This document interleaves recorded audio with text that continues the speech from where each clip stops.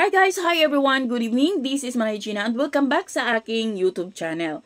So guys, another mini vlog for today's video at ang ating pag-uusapan ay walang iba kung hindi si Kiray Siles.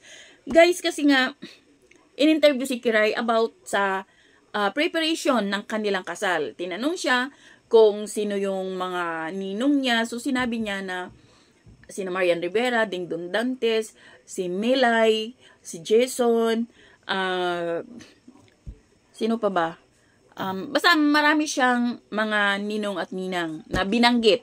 Ngayon, nung tinanong si Kiray about kung magkano yung kanyang budget sa kanilang kasal, ang sinagot ni Kiray is mga 500,000.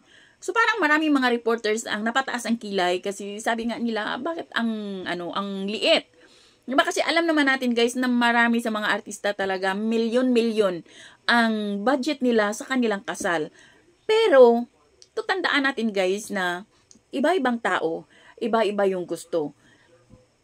Alam naman natin si Kiray na negosyante siya. Alam natin si Kiray na masyado siyang ganyan pagdating sa pera. Siguro iniisip ni Kiray na bakit ako gagastos ng milyon-milyon na mayroon pang mas mahalagang bagay na pwedeng magamitan ng pera, diba? Assuming ko lang yun.